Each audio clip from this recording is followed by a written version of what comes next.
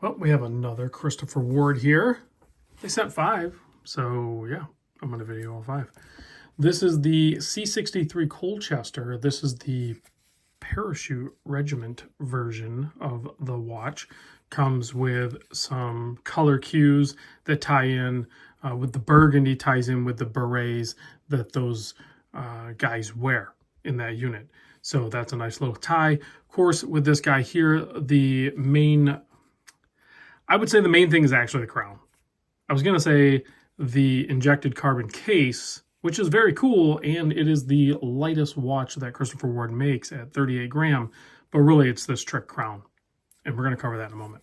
Let's just blast right into it. Case size, it's kind of weird because with the way some details are on this watch, it presents a little bit smaller.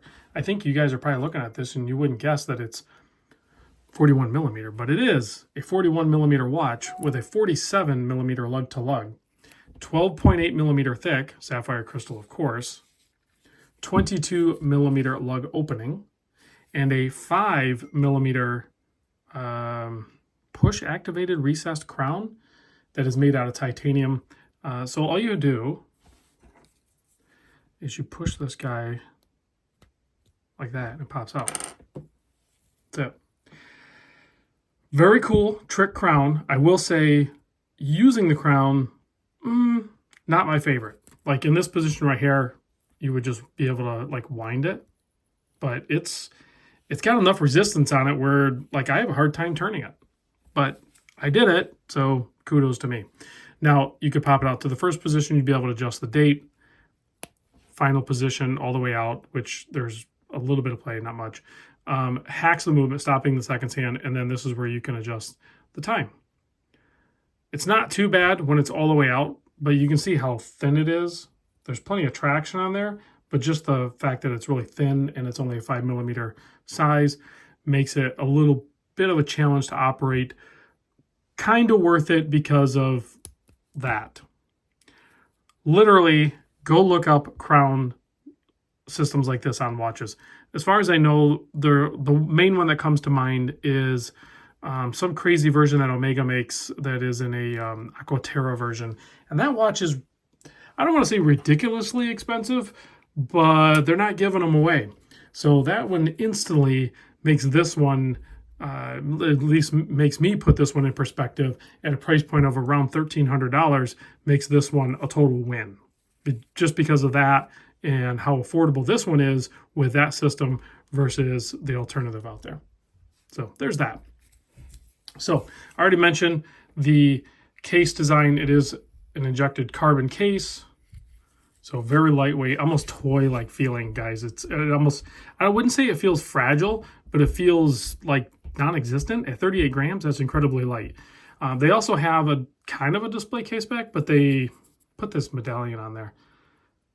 Which I guess they needed to do because the tribute to the, where else are you going to put the information, right?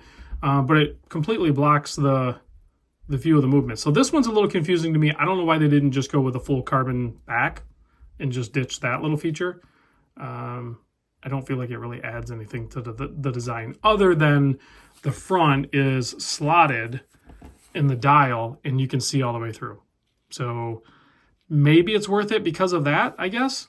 It gives it a nice effect on the front. It almost looks like that dial size is just kind of floating in there. There's just a little bit of bridge work, but I guess that part is actually pretty cool. So, yeah. Who am I? I didn't design these. People that know what they're doing design these things. And they know what they're doing.